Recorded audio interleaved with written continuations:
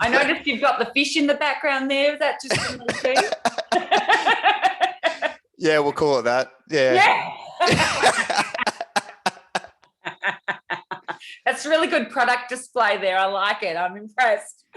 Should have had it right next to me. I could have had like a fishing shirt on, or like a Nordic. You know what you could have done? You could have just had the fin come across the screen. And then you could have asked me about sharks. We might have to do another episode. Oh, yes. We'll have to. Oh, God. I'm having too much fun.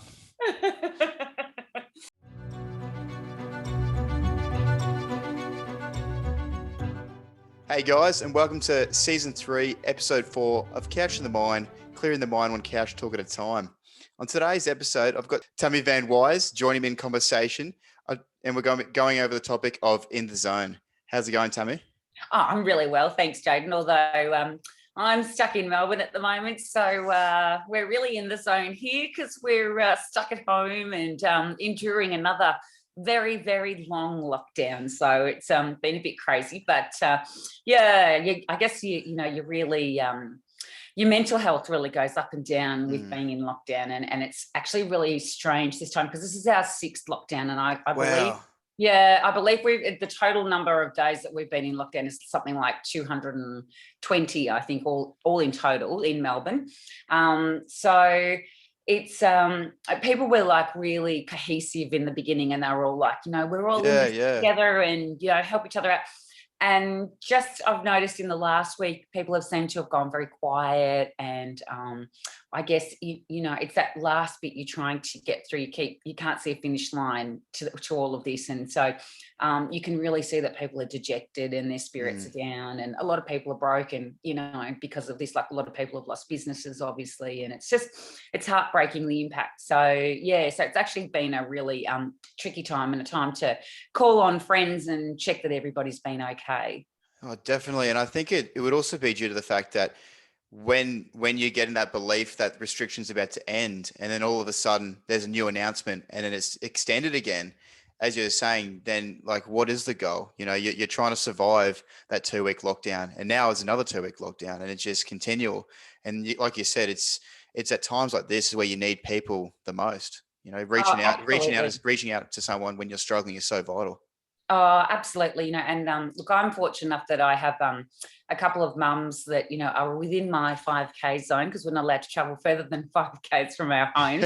And we meet up, and some of them I go for a walk with, some of them I go for a run with. And it's just nice to have, I guess, different company, and just to get outside and just to be able to talk. I think it makes a really big difference. So, it's so important to check up on people and just say, hey, I mean, I think tomorrow is Are You Okay Day? Yeah, so, it is. Yeah.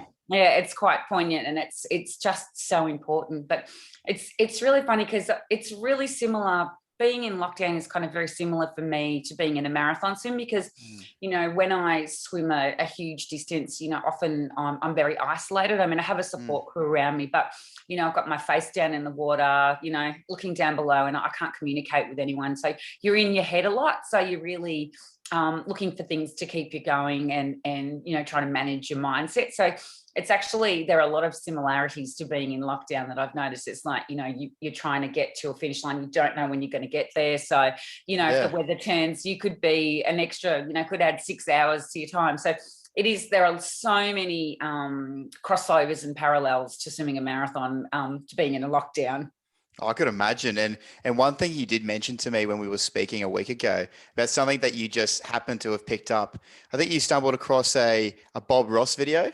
And, yes. and it gave you that incentive to want to pick the paintbrush up and start painting with the family. Absolutely. So it's been good. The positives of lockdown. Well, last year during lockdown, because we had a very long lockdown at the same time last year, pretty much most of winter we were locked down last year. So it's pretty similar to this time. And we started watching these videos just of Bob Ross. I hadn't really heard of him before, but he's a fabulous painter in the US. He's no longer with us, but he talks about painting and makes it so simple. He gives lessons, and it was on PBS, and I think he made 30 series. He's brilliant, and the afro is awesome. Absolutely as well. Incredible, and such an inspirational. Like just watching the show, you feel a calm come over you because you're watching Absolutely. paint and create, and you see these beautiful mountains and trees just come out of nowhere, and it makes you, the way he does it, he really does make you believe that you can produce something of that quality. So last lockdown we were talking about, starting painting, but because all the shops were closed and, basically the only thing that's open for us is supermarkets and petrol stations and chemists. So we couldn't sort of get our art supplies from anywhere. But this time we managed to, in between lockdown 5 and 6, the shops open for a week. So we actually stocked up on some art supplies, and we decided to dabble in watercolor. And it's actually been really fantastic because we get together as a family, my husband and my 13-year-old daughter, and we have a bit of a play and paint. We watch tutorials together. Nice. Bob Ross. It's so nice to be creative together and to share that time. So that's been one really nice thing that's come out of lockdown. And I've really enjoyed the painting process myself. I've found it very relaxing. So it's really nice. It's brought us together. And I guess it's all taken our mind off, what's going on, and helped pass some time away. And it's funny, sometimes in the more difficult situations, in especially with the example of what you're using with lockdown, you find things that you never thought you would be having an interest in. And from that, you find inclusiveness with the family again, and it brings everyone together.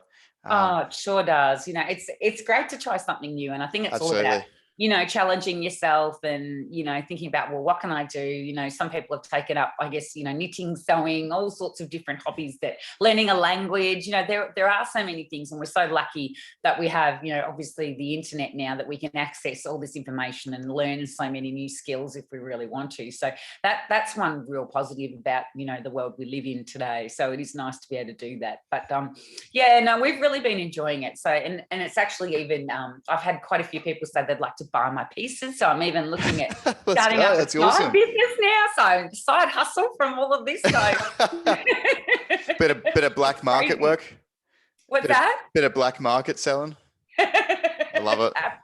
Absolutely. No, it's been good because I started actually going back through photos and painting some of my swims. So I've done a painting of me swimming Loch Ness and around Manhattan, and one in the Murray River. So it's actually been really nice to do that. And so, and it's lovely to obviously post them on Facebook and get lovely comments back. So I think they're just being kind though. That's awesome, Tammy. That's so good. I mean, I think if I was painting that, I don't know, I don't think I'd get the same sort of, I wouldn't be receiving the same sort of positivity, but look, might try it one day, but not right now. But in terms of what you're saying with swimming, the reason why I called it In the Zone for this episode is I'm so interested and intrigued by the fact that when you're swimming long distance, in an example, the Murray River, I think it was 2,500 kilometers. I'm just so interested to see how you stayed so focused, and where I'd like to start, if you wouldn't mind, is what actually got you into swimming, and more in particular, long distance swimming. Okay, so I started swimming. The short story. I started swimming when I was only 6 months old. My parents had me what they called drown proofed at the day, so that was just like water familiarization. And I did that till I was about 5, and then I stopped swimming for a little while. I pursued other things. I did a bit of ballet, which is quite funny. But and then when I was about sort of, I think 11, we got a backyard pool for Christmas, one of those Clark rubber 4-foot above ground pools. And my parents thought it'd be a good idea to kind of like take me back to swimming lessons and make sure that I was safe in the water. So I love the water at that point anyway, but it was just more about safety, putting the strokes together. So I didn't think that was such a great idea though. I actually didn't want to go because back then when I was sort of in grade 5, 6, I was really overweight as a child. And I got teased at school and never got picked for sporting teams. So I never dreamed that, if you take me back to that time, I would never dream that I would have ended up with a career in sport. Like it was probably, the least likely thing that you would have picked for me. Wow, that's incredible. So anyway, so my parents said, no, this is non-negotiable. You have to go. So, through gritted teeth, I had to go to lessons every week. And I guess things turned around because I ended up enjoying it, had a great teacher, wonderful swim school. And eventually I got asked if I'd like to join the local swimming squad. So that was kind of like, a really big revelation for me. And I guess, I probably drew upon a lot of the teasing and having that low self-esteem and going kind of like proving myself and saying, hey, look at me, I can actually do something in sport. So I went straight into, you know, pretty much competitions and, you know, competed at states and nationals and did quite well, you know, on those levels, but never quite made it to an Australian Olympic team, which was my goal at the time. So I was training like, you know, 11 sessions a week, you know, 5 o'clock in the morning starts, all that stuff. I'm sure my parents wished that they actually didn't take me to swimming lessons at that point when they had to, you know, drive me to the swimming pool, you know, leave home at 4:30 in the morning, you know. So, but anyway, so I did that for a little while, and then I actually joined a lifesaving club kind of at about the same time I started competing with swimming. And I actually found that I had more of a passion and a love for being out in the open water through the lifesaving, and started sort of doing a few events, you know, short events. And then there was an advertisement one day at our lifesaving club for a marathon swim. It was a 20-kilometre swim. And I was just looking for a new challenge. And I thought, wow, wouldn't it be incredible to have a go at that? Like, I'd never done the distance of 20 kilometers ever. Like, the furthest I'd gone in training was, you know, probably about 8 kilometers. So it was totally pushing my boundaries and, you know, I guess stretching my limitations, but I didn't really have any expectations. I just thought, if I can finish this, that'll be a massive achievement. So anyway, I actually ended up coming third overall in the race because the conditions were beautiful when we started, but it got really choppy, and 21 of the 29 competitors were pulled out of the water. Whoa, and so I was, wow. so I was only one of the few that were left in. And there were only 2 guys in front of me. So I was first woman, and I was catching the guys as in the final stages of the race. Didn't quite manage to catch them, but it was pretty exciting to, you know, to actually achieve not only completing it, but actually, you know, finishing so well.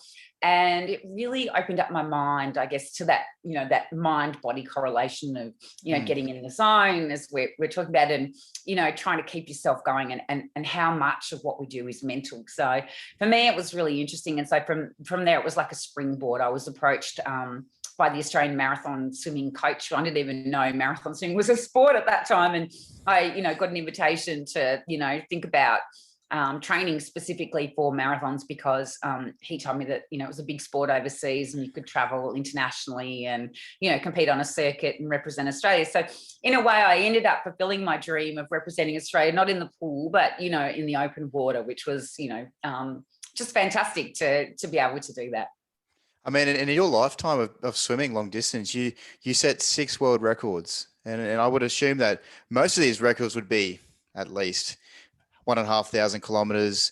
The longest ones were, I think, 2,500. And it was until it was in the English Channel when you and your brother, you raced in the English Channel, and you're going towards the end, and I think he struggled with hyperthermia. Hyperthermia. So it was very early on. So that was one of the, I guess, one of the very early swims. So I sort of really started doing marathons in 1991. I made the World Championship team for Australia. Wow. So I started really competing sort of, you know, 1990. So 1993, my brother had taken up the sport as well, and we thought it'd be pretty cool if we could be the first brother and sister to cross the English Channel together.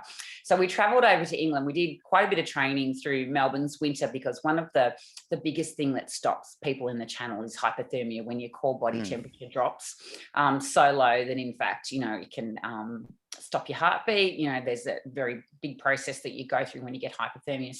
So we acclimatized and conditioned ourselves for it, which included putting on weight. So I actually put on 10 kilos for the crossing, just to insulate the body, you know, body fat. Inner warmth, Yeah, it keeps your internal organs warm. So that year that we arrived in England, it was a particularly bad summer. And it was a really rough crossing. There weren't that many people that made it across. And the water temperature was quite low. And my brother John and I swam together, but we had a separate support boat each.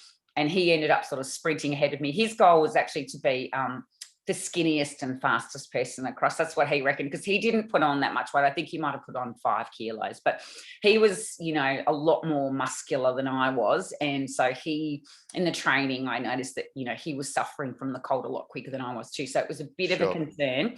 So anyway, I made it across, and I was asking my crew the whole way, you know, how's John going? You know, has he finished yet? Where is he in? And I noticed that they stopped giving me information towards the end of the swim.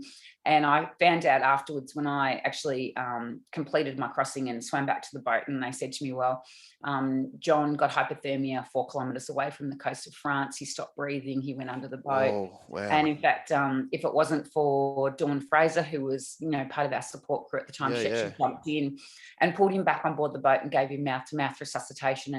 And actually, she broke 4 ribs in the process of doing that as well, because it was so rough trying to get him back on board the boat. So it was a pretty scary experience to then realise, how serious, this particular sport is. And absolutely, when we started sort of paying attention then to other aspects and really focusing on adaptation to cold. And in fact, my brother, we came back to Australia, and I was sort of, giving my brother a bit of space, but he actually was the one that said, I'd really like to go back next year and have another go. So at least we'd had that experience. We knew what we were facing, and, I guess being there kind of gives you a bit of an insight. So we trained a lot more in the cold, and he actually put on a lot more weight, like I'm talking 22 kilos he put on for the swim. And the following year in 1994, we became the first brother and sister to swim the English Channel together, which is a record that still stands today. Wow, congratulations. What I want to ask is, what gave your brother that inner urge to want to do it again? Because I don't know, I find that if I go through a difficult situation, or many other people might go through something quite tragic, it's easy just to brush it aside and not want to have any part of it. But what gave him that inner urge, or what lit that inner fire for him to want to try and get to that end again?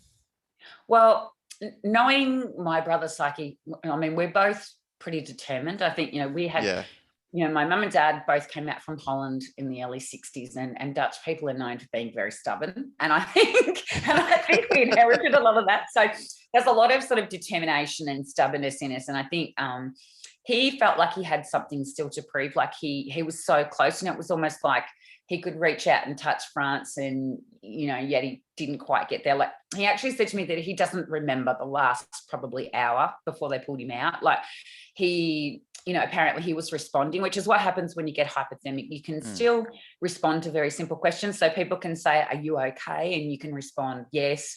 But if someone asks you a more detailed question, like, when's your date of birth? What day is it today?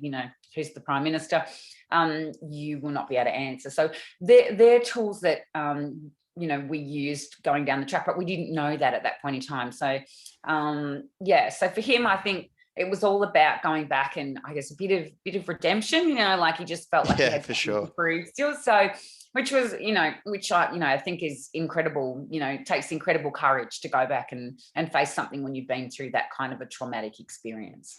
Absolutely. And it's one thing to actually say that you want to do something about it, but it's another thing to actually take action and try and do it again. But, credit to him, because it's easy to let that situation get the better of you.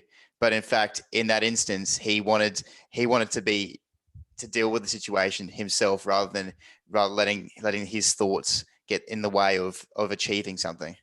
I actually think he just wanted to eat more and put on more weight. So he had a diet of donuts and chips and cakes and give him an excuse.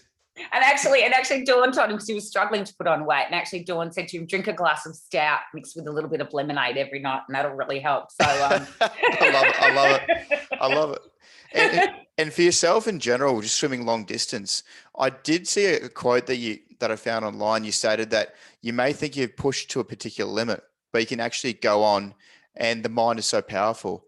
And I remember you saying to me last week how when you were swimming, you had, because there was no cassette players, the underwater cassette players, that you had your own sort of music playlist in your head just to get your mind off anything that might drift your motivation aside, just to think of something else whilst you're doing that long distance swim.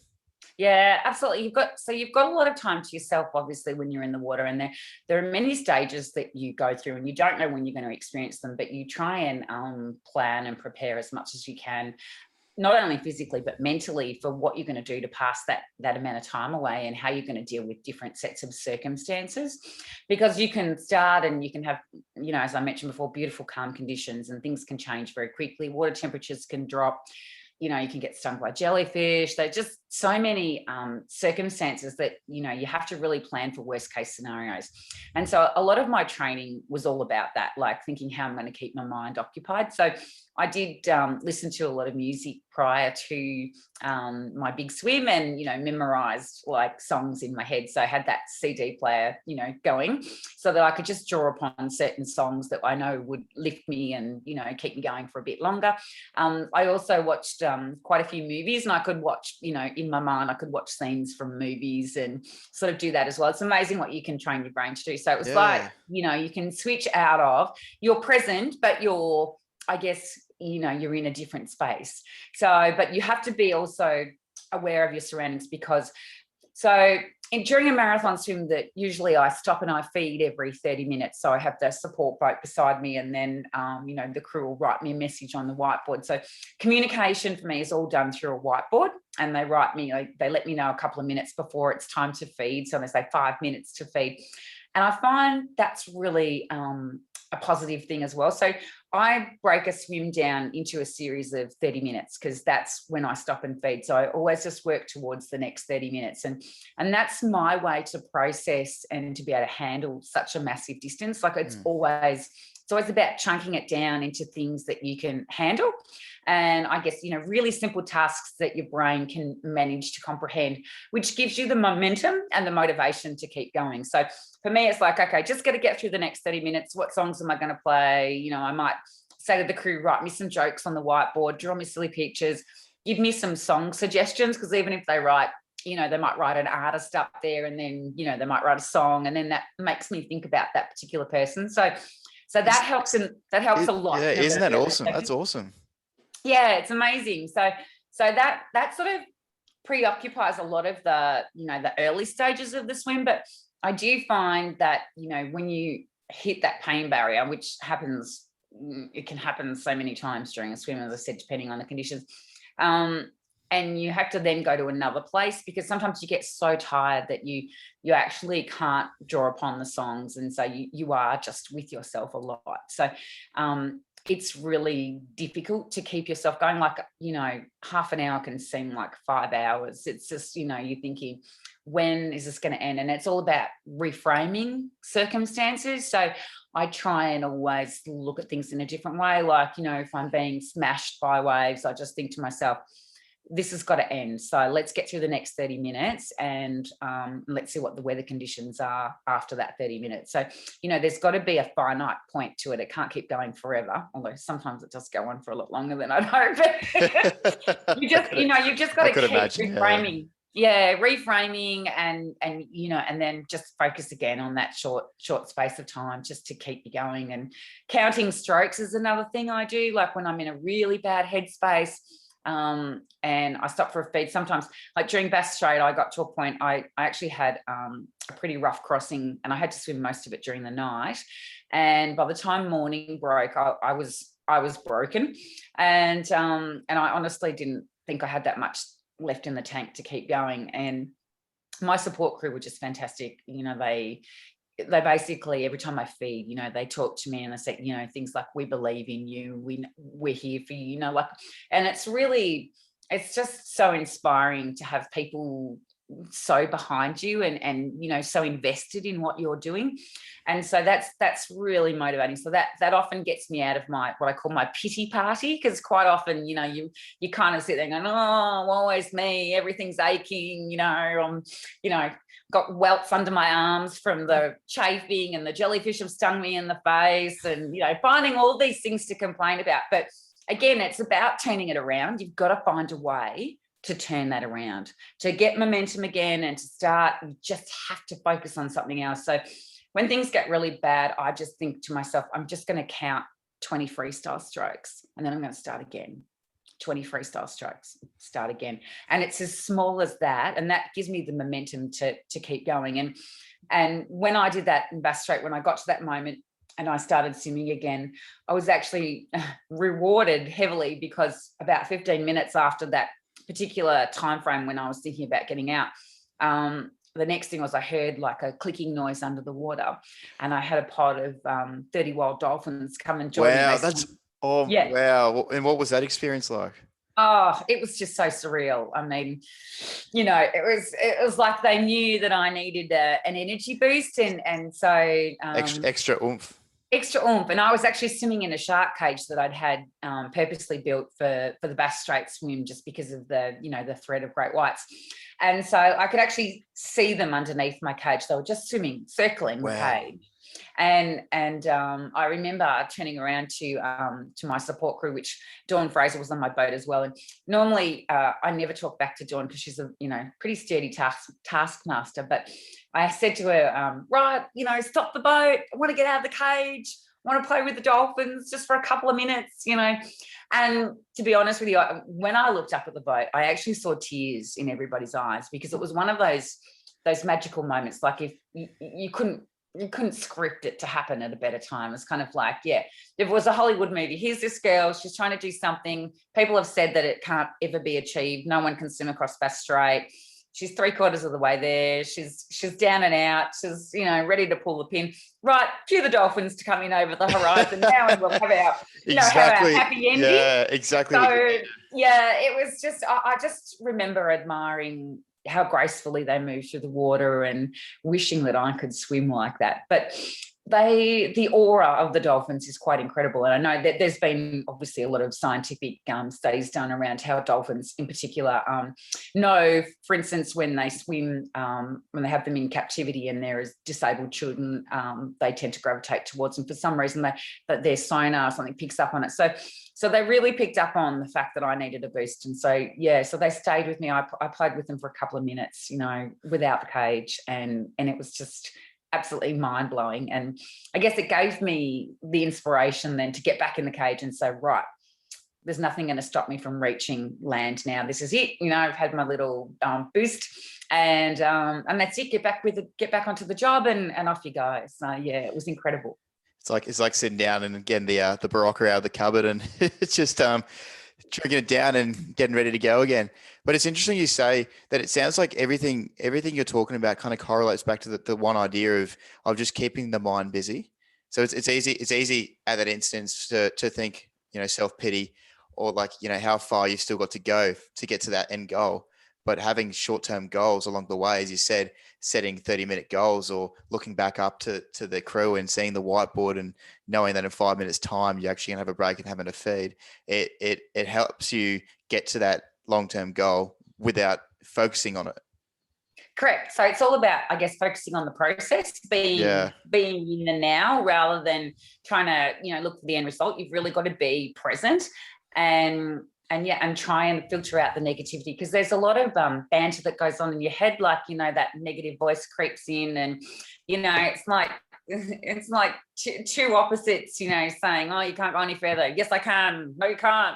So it's making the positive voice stronger, and you do that by actioning it with something to keeping to focus on. And so I think for all of us, it doesn't matter what the task is or how small it is, you just need to find that one thing that gets you going, and you do it, and then you feel a sense of achievement, and it gives you that little bit more motivation to say, okay, well, I've done that, now I'll do something else. And so as it builds, it's like getting that stone rolling. Once you get going, then things become just that little bit easier. And I think, you start to then build a belief in yourself as well, because the more you can achieve goals, no matter how small they are, the more you start to believe in yourself and go, I can do this. I did that. I can do this tomorrow. And so it's a process of adding small components onto your small, I guess, chinks in your armor, and building them up, and then being able to finally say, okay, I can do this. I can do this, and I believe in myself, and I know how to do it. I know the process now. So, but it's not easy, and it is a very conscious thing. But everybody can train their mind to look for the positive. The positive mindset is something that's so valuable, especially in today's current climate with lockdowns and people being isolated. So finding the positivity, finding things that keep you going is so super important. And as I mentioned before, having that support crew too. I mean, I couldn't do anything without my support crew. They literally, they protect me, they feed me, they, look after my mental well-being. So having that connection with people is so important too. They're like a lifeline to me when I do a swim. So I really value relationships. And I guess I just, one of the things that I remember the most about all of my swims is actually not the achievements, but it's actually the people that I've met and the connections that I've made with my crew, because they've just done incredible things for me. Like, I just think about it, and they've given up their time to support me, to help me achieve a goal. And it's just a really wonderful feeling to go on a journey with people and connect. Absolutely. And it's interesting you say this, because when we want to achieve something, we probably have to remind ourselves that not only will there be hurdles along the way, and we're probably going to face with negative times, but obviously with negative times, there's a lot of self-growth, and it's actually quite a positive thing, in fact. But it's having the ability to reach out to people if you're needing that extra push or oomph. And in your instance, when you're doing your long distance swim, you wouldn't be able to do it without the crew. It wouldn't be the same. And Correct. it's just having that support team or support crew, as you call it, with you with anything you need to achieve, whether it be, something in life. You might be, look, anything like anything, for example, you might be someone who could be an alcoholic, and your support crew is having your family backing you, knowing that you can get through this period of time. Or someone who's going through university, finishing the degree, but it's just really hard and really tough, and they having to get through a lot of assignments. Just having that backing from family and friends, knowing that it's a bit of a tough time, but long term, it's going to be the best thing you've ever done. Absolutely. No, look, you just need that person or those people. You've got to have your people around you, and we all need people. And I think this age, with the coronavirus, I think, prior to that, we were, dipping into technology a little bit more, and we were becoming, even though there's more ways to communicate than ever, we were sort of losing connection with people. Like, I grew up in an era where you actually spoke to people. You didn't just send a text message. You actually, spoke to them, because it's so different to sending a message, because it can be misconstrued, and there's no Absolutely. passion and understanding really in a message. You can't convey that, but you can with a voice. Even when you're speaking, you can do that with voice. With Zoom, you can see someone's face, which makes a tremendous difference. So I think, you start to realize that, we are a society that just needs connection. We need people. That's what we're all about. We're social, we're social beings, and to thrive and to grow, we need others. And that's, the wonderful part of our purpose is to be able to share a journey with people, and to be able to lean on people when, we're struggling through a journey, and everybody struggles through a journey. So it's nice to not only be a support person for someone, but, also to be the person that asks for support, because, it's a two-way street. So it's nice to be able to give. And it's also nice to receive as well. And I think, it gives us a really lovely bit of gratitude. And I think, and that's also something that I think now we're getting in touch with a lot more, is just giving back and being grateful for what we have, and grateful for the people that we have around us. Especially in this day and age with lockdown, and obviously in your situation, it takes sometimes moments like these to actually take a step back and realize we need people more than ever.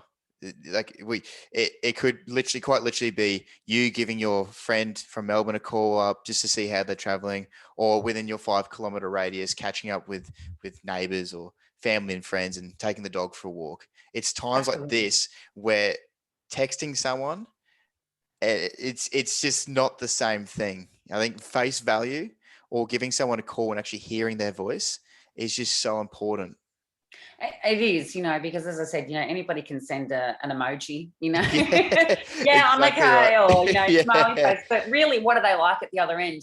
Yeah, you And don't know. only when you actually hear their voice can you understand those kind of emotions, and you can, obviously ask the right questions to draw out, to really get to the bottom of how someone's feeling. So it is super, super important. And I guess it's one of the good things that's come out of coronavirus is, the world's slowed down, and we have placed an importance and a value on human beings again, and the connection that we have as human beings, and how important they are, and how much we need each other. We're all interconnected at the end of the day.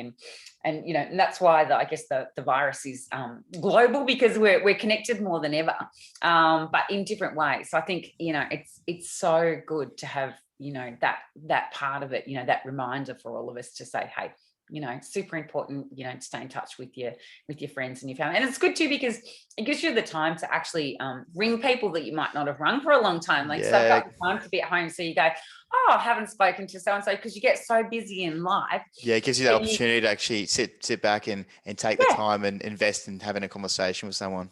Yeah, absolutely. And that's one part of it that I've enjoyed as well, is actually, reconnecting with people that I might not have spoken to for years even, So it's nice to do that and to go, how you going? And have a really lovely conversation and see how people are.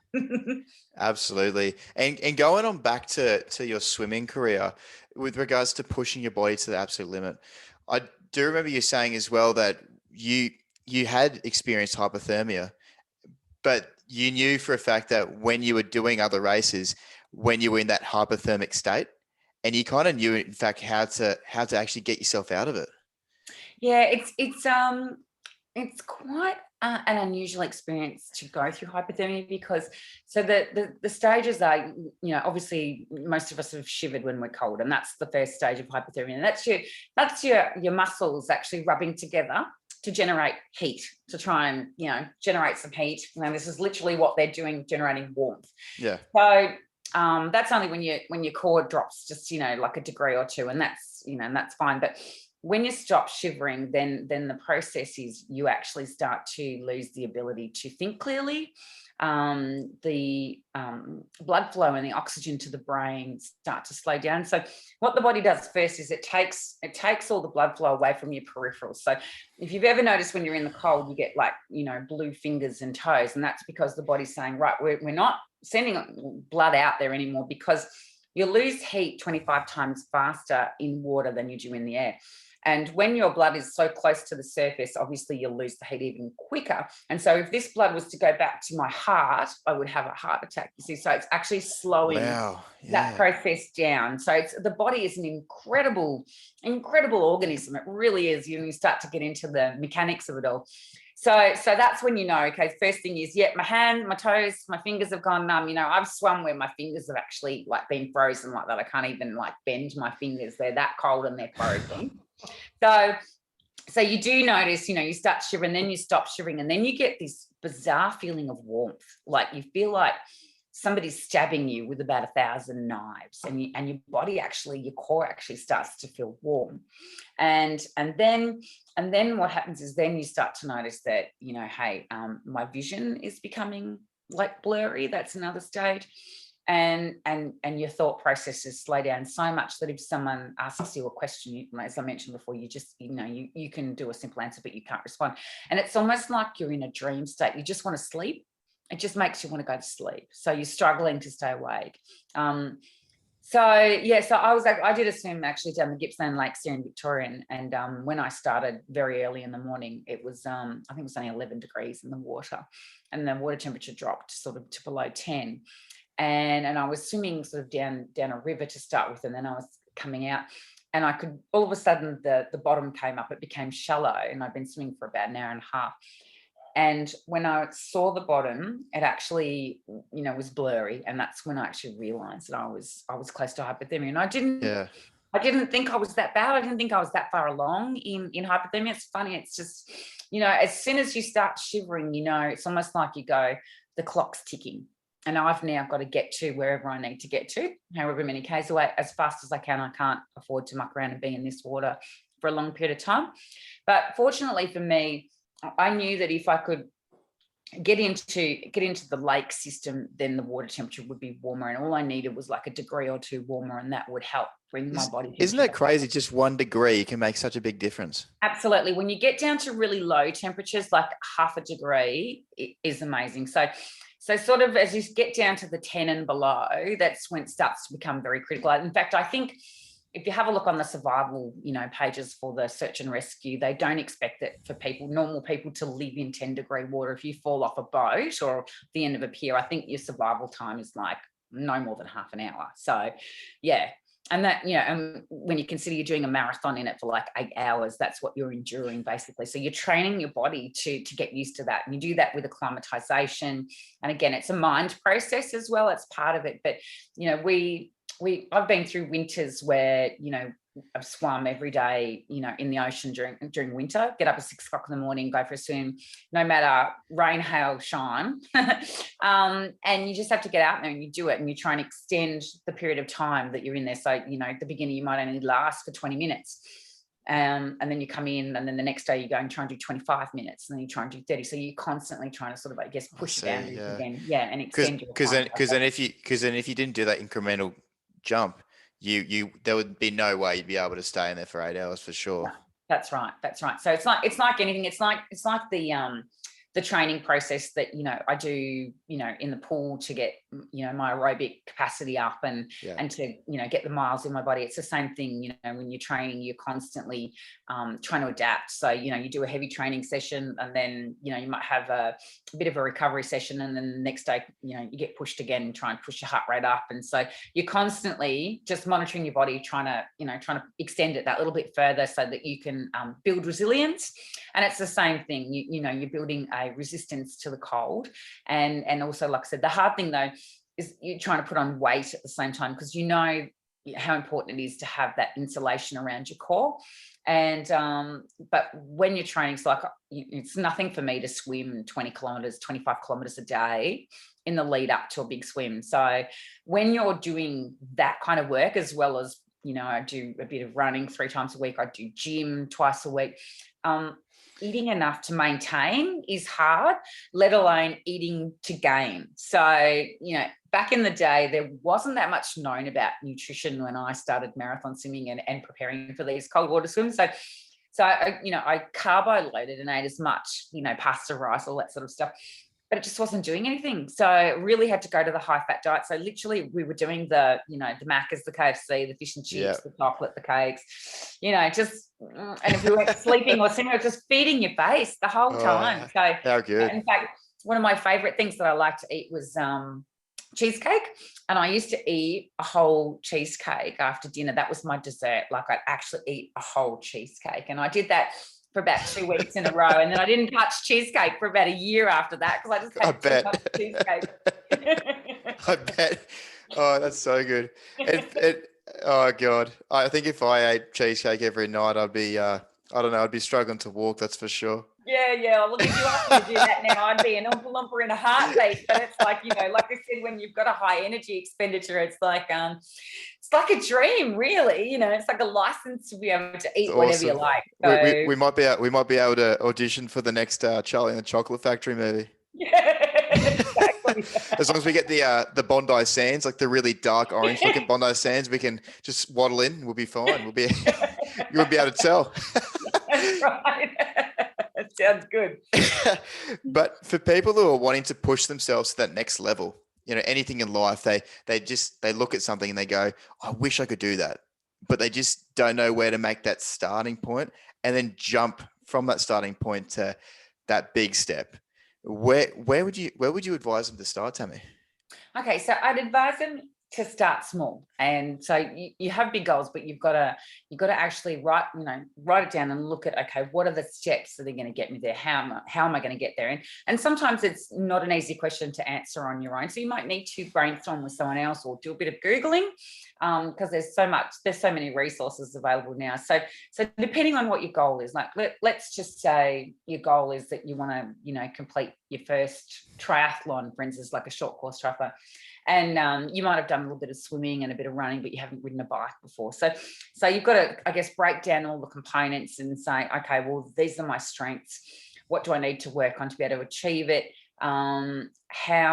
What's the basic minimum that I need to do, and start somewhere. So you go, okay, have a look at the training programs available, and there's so much advice available online now about what you do. So set yourself a really small goal, and it might just be to focus on the swimming side for 1 week and start there, and then see how you go. And then the next week might be doing running, and the next week might be doing a little bit of bike riding, and then the 4th week might be combining a bit of the two.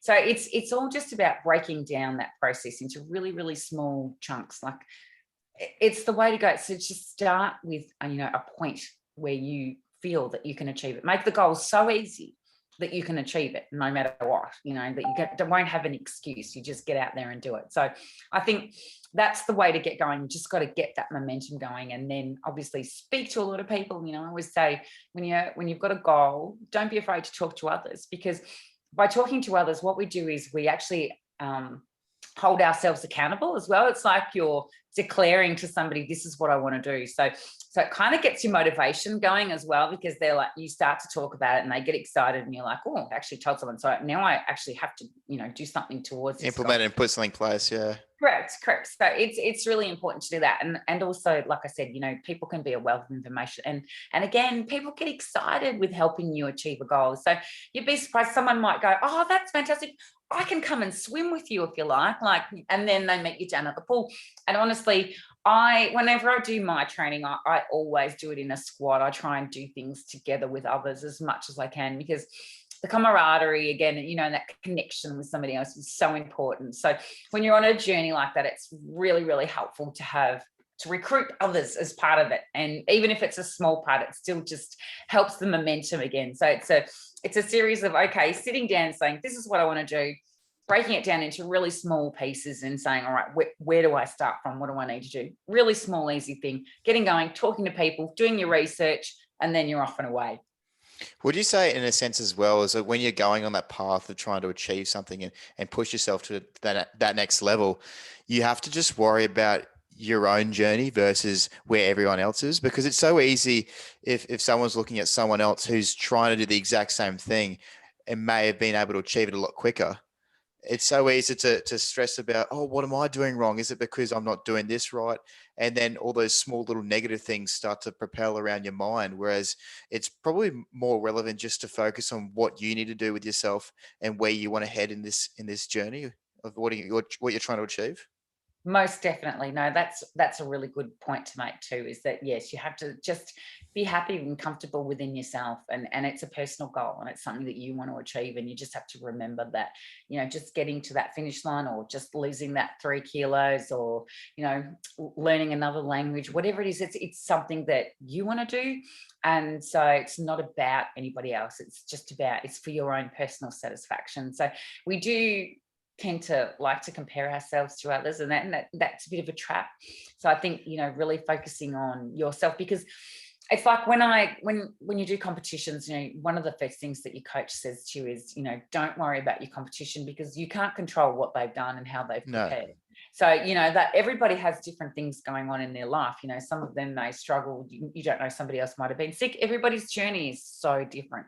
So the only thing that you can control is yourself and your emotions. So we say control the controllables, and that is, yourself and the way that you look at things. And again, trying to keep that positive mindset and reminding yourself, what's your purpose for doing it? And I think I should have mentioned that before too. When you're setting yourself a goal, get in touch with what's your purpose for doing it, like what's driving you to do it. Because if it's just because somebody else has said, hey, you should do that, it's really hard to stay focused on a goal when it's not truly yours. And we call it intrinsic motivation, but it's something that comes from the heart. There's a reason behind wanting to do it. You might decide you want to do it, a 10K run for charity, because that particular charity, it might be whatever related. Let's say it's related to cancer, because you've had a family member that's had cancer. So that connection is so strong, and already you've got a really strong drive and motivation. So I would advise to really, think about the purpose, really know your why.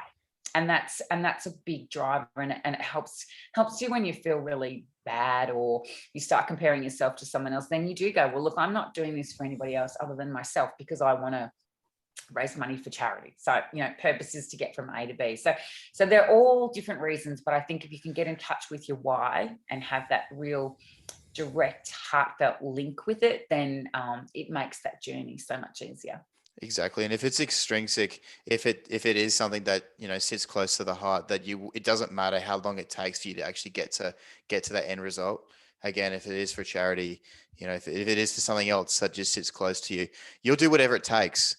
If you're someone who's a sprinter and has never been a long distance runner, you'll take those small incremental steps. You'll reach out to people that will help you, because you want to get to that end goal. Because it's something that just sits so close to you that no matter how long it takes, you'll get there eventually. And when you're connected to achieving a goal, and you're inspired and you're passionate by it, it's contagious. When you're genuine about something, others get excited, and you find, like I said, you get lots of people trying to help you get there as well, and they're motivated too because they understand your reason. So it's another really good part of it. Absolutely, Tammy. And one question I'd love to pose to you is, if you had your time again whilst you were swimming all these long distance race in part of these long distance races, would there be anything else that you would have liked to have achieved? Yes, there's a couple of things that I would have liked to have ticked off my bucket list. And in fact, I've still got I do like a logistical planning, session on the swims. And so I have a filing cabinet, and I've got like folders for each of the different swims, because you have to do a lot of research about whether it's feasible. So all the logistics and everything. So like in terms of like temperature, all that sort of stuff. Yeah, even tides, weather conditions, best time of the year to swim. Where am I going to find boat captains? Who can I talk to about, who sails in those seas and knows what to expect? All those sorts of things. Safety. What do we do if something goes wrong? What's our plan? What's our plan A and our plan B? So if I get hyperthermia halfway across Bass Strait, what's the plan? Do I have a doctor on board? All those types of things you have to, think about. So I actually had started investigating swimming the Mississippi River. So that was something that I never quite got to doing. Financially, it was very difficult to raise funds as well to go over there, because so with the Murray, I had to do a reconnaissance pretty much of the whole river. So I'd go up to different parts of the river over, different weekends and spend 2 or 3 days to have a look at the river, to have a look at the safety aspects, to talk to locals, to find out what the hazards are, to work out where we were going to camp, and how we were going to find. So it's just not a matter of jumping in the water and just hoping that it's not too cold. Oh no. There's like 12 months worth of logistics as well. You've got to have a whole plan behind it. So some swims obviously are organised, like the English Channel. There's an English Channel Swimming Association, and you just, you contact them and you pay your fees, and there's boat drivers there that, that's their living. They take people across the English Channel between the months of July and September. So that's okay. There are certain things where you can just sort of, walk in, but for a lot of the adventures that I've done, like for instance, Bass Strait, never been done before. So I had to, work right back from the very start and say, okay, is it feasible? Like, what's the windows of opportunity? Roughly how long do I think it would take me to get across? Because you've got to look at windows of weather and patterns and the best time of the year, and then recruiting the best crew. Like I had to find a skipper and a boat to take me across, and I wanted a very skilled fishermen to do that, because obviously they've got to navigate me across the strait and know what they're doing, because lots of people have come to grief. So I spoke to a lot of the Sydney to Hobart yacht races, so many things that were involved in that. And the Murray was like on a whole other level, because that was 3.5 months worth of swimming. So logistics were really difficult for that one, because I was moving from town to town. So I wasn't just based on a boat, we were actually land based. So for the first half of the swim, we were camping. And so I had to have a land support crew and a water support crew. So, the land support crew would pack up camp and move to the next location, set up camp, have dinner ready, come and extract us from the river. We tie up the boats.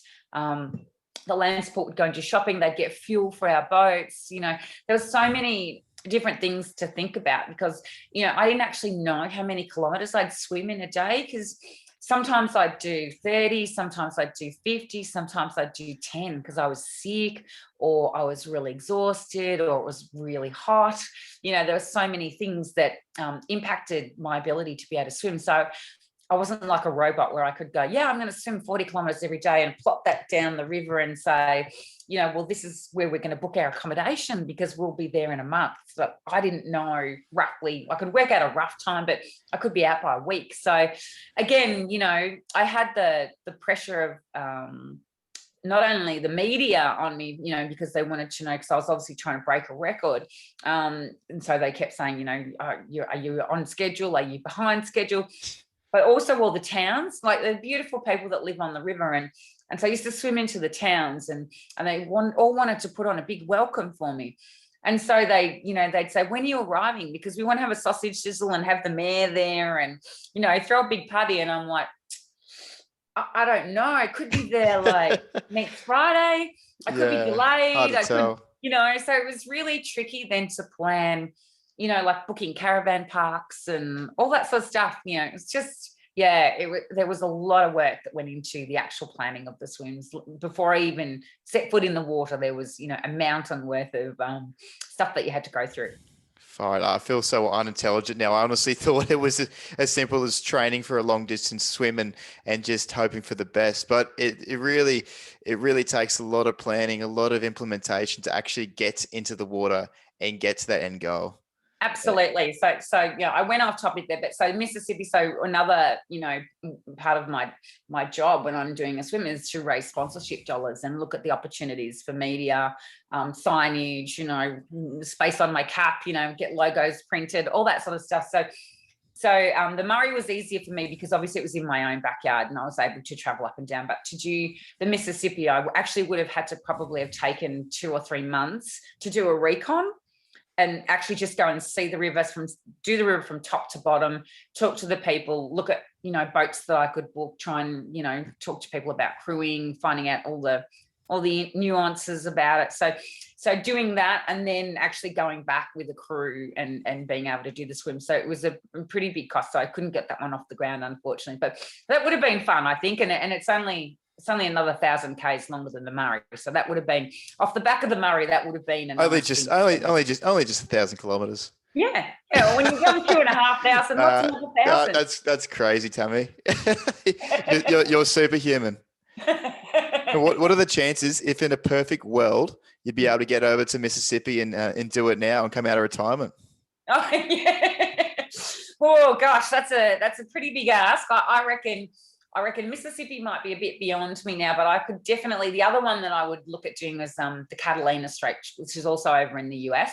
And so there's like there's like the Oceans 5 that you can do. And I've done 4 of them. So I've swum Manhattan, I've done the Cook Strait, I've done the English Channel. And so this is the last one on the list to complete. And then you've got, it's called the Triple Crown of marathon swimming. So it would be good to do that. That's only 40 Ks. So I think that would probably be, if I was going to come back and have a swim, that would be definitely an achievable and an attainable thing to be able to do. So never say never.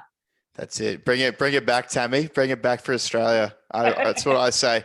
But I reckon don't write yourself off. I reckon Mississippi's in your reach. Yeah. You never know. Stranger things have happened. So. Look, COVID came about. That was a very interesting situation. Mississippi. Never know. Yeah. You be on my support crew? Yeah, why not? Let's do it. I'd love to ask one more thing as well before we wrap this episode up. What was it like having Dawn a part of your crew? Was there any interesting situations that you had with her? Oh, always interesting situations. She's just a living legend, and to be honest with you, I met Dawn when I made the Australian team for the World Championships in 1991. So Dawn was like, I guess she was somebody that, any of the team members could go to and speak to. It's like a mentor, basically. Yep. And so I got to know her then, and we actually became quite good friends. And she said, stay in touch, because she was really interested in marathon swimming, even though she was a sprinter. She really likes the mental aspect of it. And then I asked her if she'd, come and be on the support boat for the English Channel, and she came over to England with it. She said yes, and I nearly died. I was like, but she actually said to me, she loves the way I set my goals. She said I remind her very much of herself, because I set a goal and I really, go after it. Push through it, yeah. Yeah, tenacity, which was a huge compliment, and probably the biggest thing that sticks in my mind is when I finished swimming across Bass Strait, one of the media crew asked Dawn, and they said to her, is this as good as winning an Olympic gold medal? And she actually said, yes. She said, in fact, it's better. Being part of this crew and seeing this achievement is actually better than winning an individual gold medal. So, yeah. So what an incredible compliment. That is amazing. Just blows me away. I said, every time I kind of turn my head to breathe and look up on the support boat and you see Dawn, you kind of have to go, oh, that's Dawn Fraser there, like, Bit of a pinch me moment. Yeah, it is, because she was, she's iconic, and obviously being a swimmer, she's, always been one of my idols. So, to know her and to have her on board and to have her supporting you is incredible. But she's one of these beautiful people who really likes to lift others up, and she helps so many people, and she really is there to offer advice. So she gives back so much to the sport, and that's something that is just really, that's a real tribute to her. Like, it's, again, the gratitude, she's obviously enjoyed her time in the sport, and she's giving back, and it's lovely to see. And that's lovely. It sets an example. So it perpetuates, I think, because, you want to do the same. And for me, like I said, there's been many magical moments. Even going to Scotland was really funny with Dawn, because her father was Scottish, and she actually speaks Gaelic. And she started speaking Gaelic, and there are so many phrases in Scotland. She just was in her element. She loved it. She just started telling us all these stories. So it was a really interesting experience. And she might have actually had bought a few bottles of whiskey, and I'm not going to tell it. But bit woozy. Bit woozy. No, we had a few big nights over there, because obviously you're in the land of whiskey, and it's just magnificent and beautiful people, the Scottish people. It'd be rude not to have a big night. Oh, absolutely. Absolutely. No, it was crew bonding. We'll class it as crew bonding. I love it. Correct. Tammy, thank you so much for joining me today. Oh, it's a pleasure, Jaden. It's been so lovely, and congratulations to you. What a great thing to have your podcast and to reach out and try and help others too. So it's an absolute privilege to be a guest. Thank you so much. And for your story, you're such an incredible woman for what you've been able to achieve. I believe you're still doing motivational talks currently. Yeah, absolutely. Yeah. Look, out of lockdown, I hope to be able to get back and inspire people, and that's something I love to do. And I get a lot of passion out of, and it's just so nice to be able to pass on, a bit of inspiration to somebody else, and share in that. So it really helps me. And I've also got a swim school, so go figure, you know what I mean? But so that sort of keeps me busy between the two. But even if you didn't do any of the motivational speaking, or you didn't even own a swimming school, people just look at you and what your credibility and what you've been able to achieve, and in itself is just so inspiring and amazing. And so, again, thank you so much for being on the show. It's actually an honor and privilege to have you on. For people who want to reach out to you, what's the best way of being able to do that? Well, they can reach out to me, because I'm newly on Instagram. Yeah, on Instagram. I think I was one of your first messages. You were. I'll claim that. Yes, you absolutely were, 100%. I think I told you that I had to get my 13-year-old daughter to figure out actually how to open those messages. So, but yeah, so if they want to reach out to me on Instagram, I now know how to open and connect, which is really good. And it's just Tammy Van Wisse. So, and love to hear from people, and it's lovely to connect. So that's a good way. That's it. And thanks again. And this has been episode 4, season 3 of Couch in the Mind, clearing the mind one couch took a time. And today, guys, I had Tammy Van Wisse, and we're going over the topic of in the zone. So if you guys need anything, as always, just reach out to me on the Couch in the Mind Facebook page. But apart from that, have a great rest of the week, and I'll speak to you guys soon.